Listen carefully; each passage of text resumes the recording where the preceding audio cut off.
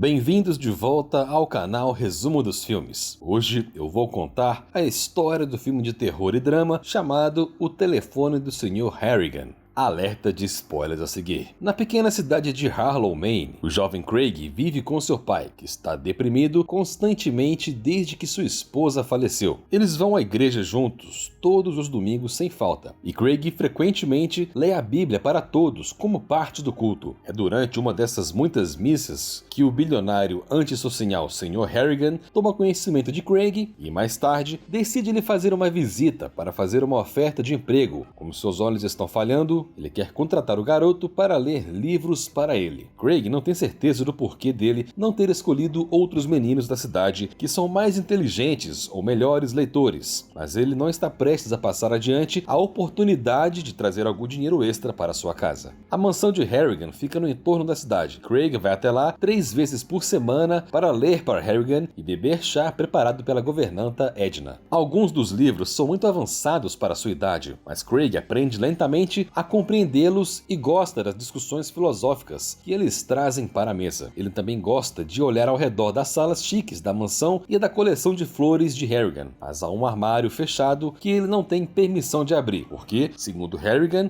está cheio de segredos terríveis. Às vezes Craig também faz serviços pela casa, como tirar neve do alpendre, mas quando se trata de jornais, Harrigan os lê ele mesmo para acompanhar as notícias sobre economia. Quanto mais tempo Craig passa com Harrigan, mais curioso ele fica sobre o passado do homem. Então, uma tarde, ele finalmente o procura no Google. Acontece que Harrigan era um homem de negócios conhecido por ser implacável e pelas suas aquisições hostis, o que significa que ele não é bem visto de maneira geral. Ele nunca se casou ou teve filhos, e os poucos parentes que ele tem também não se dão bem com ele, o que significa que ele vive uma vida muito solitária. Como Craig sempre sentiu culpado pela morte de sua mãe, ele simpatiza mais com Harrigan do que deveria. Agora que Craig está trabalhando para ele, Harrigan lhe envia um cartão com um bilhete de loteria para o Dia dos Namorados, ação de graças, Natal e aniversário de Craig, mas ele nunca ganha. 5 anos se passaram e mesmo depois de se tornar um adolescente, Craig nunca deixou de vir à casa de Harrigan 3 vezes por semana para ler, faltando apenas um dia quando ele ficou gripado. Embora ele estivesse doente naquela época, Craig ainda se sentia culpado, já que suspeitava que o tempo deles juntos era o ponto alto da semana de Harrigan. Como a cidade de Harlow não tem uma escola secundária, Craig tem que pegar ônibus para a cidade mais próxima todos os dias. É um grande choque para um garoto de cidade pequena como ele aprender sobre regras sociais, especialmente porque a maioria dos habitantes locais tem telefone e ele não tem, mas ele ainda consegue fazer alguns amigos. A parte mais chocante de seu primeiro dia, entretanto, é ser abordado por um valentão chamado Kenny, que espera que Craig engraxe seus sapatos no banheiro, porque esse é o trabalho dos novatos. Craig se recusa. Quando a conversa dele se torna uma discussão, a senhorita Hart os vê, mas Craig não é um X9 e lhe diz que está tudo bem. Infelizmente, Kenny não vê isso com um bom gesto, e quando a professora vai embora, ele ainda diz a Craig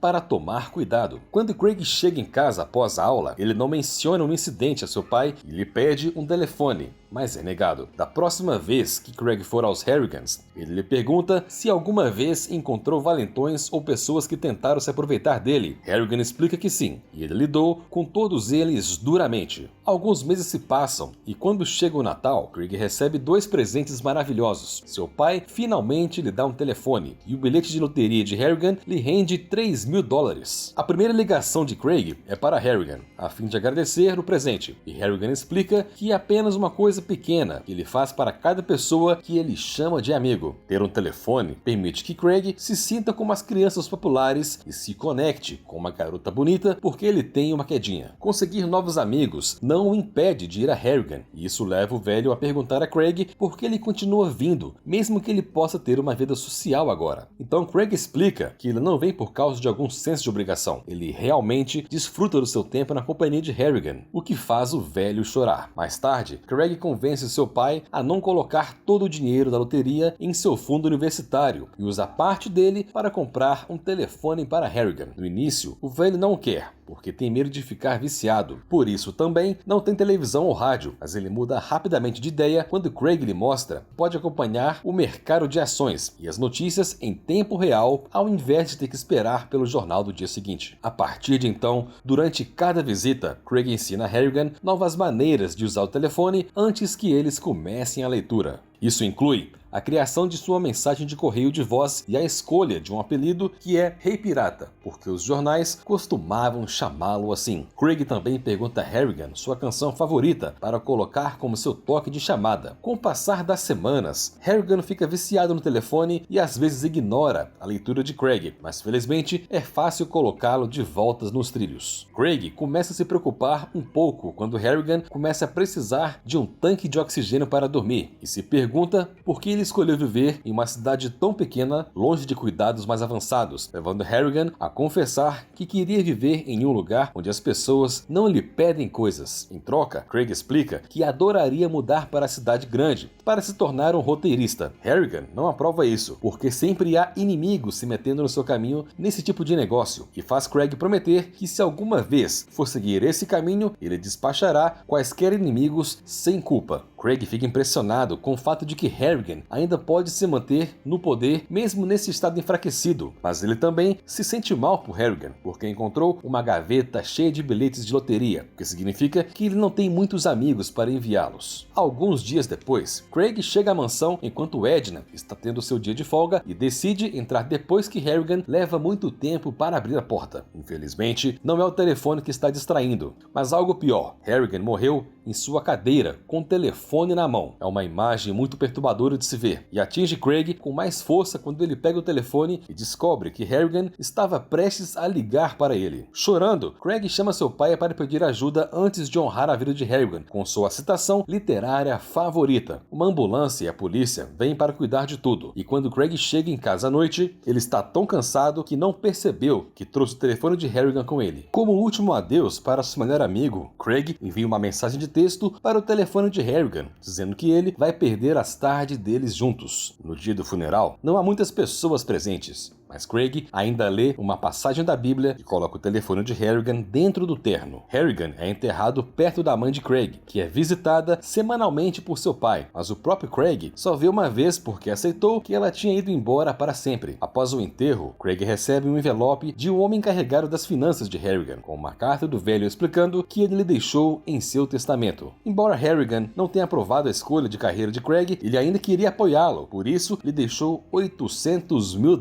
em confiança para cobrir a faculdade e qualquer trabalho de pós-graduação que ele quiser escolher. A parte mais chocante é um PS dizendo que Harrigan também vai perder suas tardes juntos, como se respondesse à mensagem de texto de Craig. E enquanto Craig quer culpá-lo pela coincidência, ele não consegue parar de pensar nisso. Mais tarde, durante uma noite tempestuosa, ele liga para o correio de voz de Harrigan e lhe deixa uma mensagem agradecendo o presente, mas também admitindo que ele o devolveria se pudesse ter seu amigo novamente, porque sente falta dele. Na manhã seguinte, Craig acorda e encontra uma mensagem mais arrepiante em seu telefone. De alguma forma, Harrigan lhe enviou uma mensagem de volta, embora a resposta seja apenas um monte de cartas aleatórias. Ao enlouquecer com a ideia de que eles podem ter enterrado Harrigan vivo, Craig pede ajuda ao pai, mas seu pai explica que provavelmente é uma brincadeira de alguém que clonou o número. Harrigan não pode estar vivo, porque o hospital fez uma autópsia completa antes de liberar o corpo para o funeral. Essa explicação ainda não é suficiente para Craig, que visita o cemitério e liga para o telefone de Harrigan, apenas para se assustar novamente quando ele ouve o toque de campainha vindo de seu túmulo.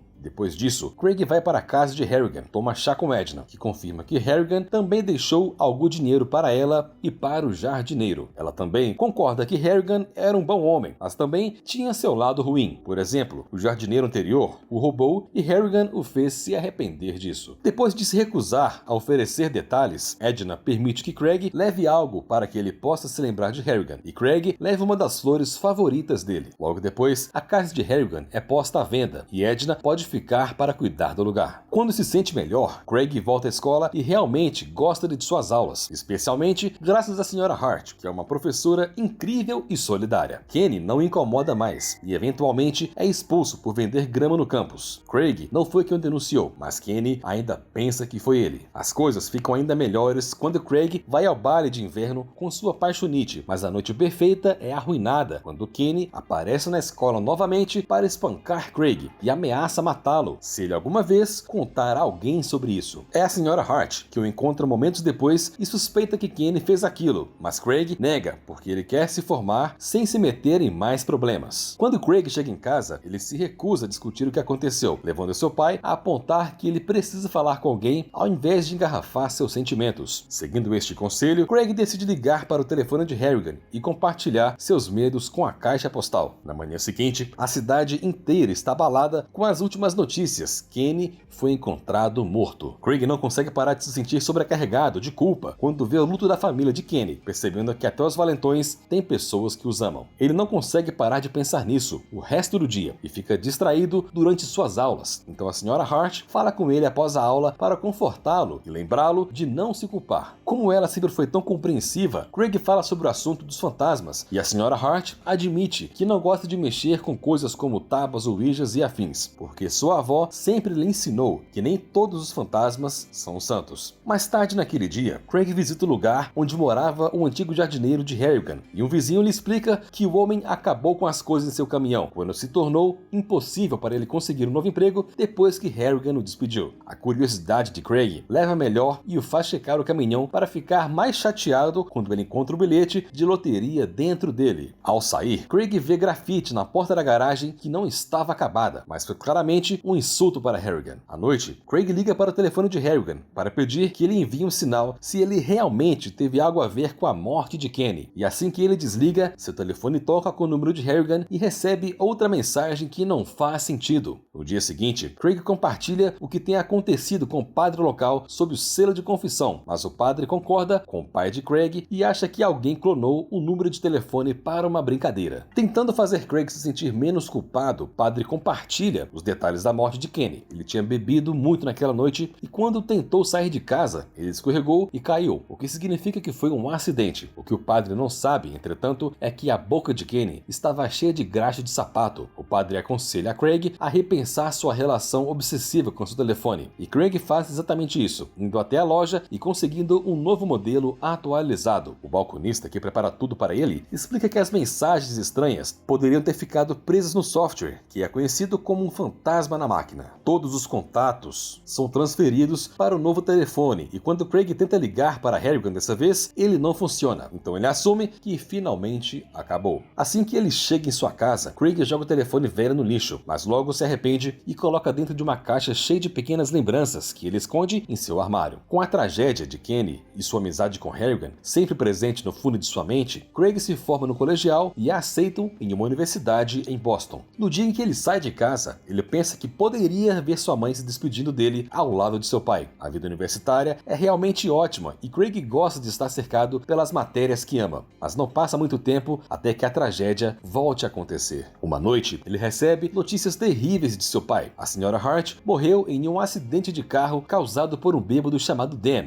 Devastado, Craig volta imediatamente para casa para comparecer ao funeral da Sra. Hart e fica de olho no julgamento de Dan, que tem o mais decepcionante dos finais. O cara teve muitas prisões por dirigir embriagado no passado e não tinha mais sua carteira de motorista, mas ele consegue evitar a prisão mais uma vez, prometendo fazer uma reabilitação. Este resultado enfurece Craig, que corre de volta ao seu quarto de infância para recuperar sua velha caixa, e enquanto procura seu armário, ele encontra uma velha coroa de flores que sua mãe havia feito para ele quando ele era criança e ele escondeu depois que ela morreu. Mas nem mesmo esta pequena lembrança é suficiente para confortá-lo, e uma vez que ele encontra seu antigo telefone na caixa, ele liga para o número de Harrigan e deixa uma mensagem no correio de voz pedindo a morte de Dan. A ligação é feita no momento de fúria cega, e depois que Craig se acalma e volta à sua rotina habitual, ele não consegue parar de se sentir culpado pelo que fez, procurando constantemente no Google o nome de Dan para ter certeza de que ele ainda está bem. Alguns dias depois, o medo de Craig se torna realidade quando a morte de Dan aparece no jornal, embora a causa ainda esteja sob investigação. Determinado a descobrir a verdade, Craig dirige até o centro de reabilitação e finge ser um jornalista para pagar uma enfermeira por alguma informação. Acredita-se que Dan fez isso a si mesmo porque foi encontrado no chuveiro com meia barra de sabonete na garganta e o shampoo havia sido encontrado na autópsia, que apontava para que ele tivesse o engolido para facilitar a passagem do sabonete. O que torna o incidente ainda mais perturbador é o fato de que o sabonete era da mesma marca usada pela Sra. Hart, e o bilhete que Dan deixou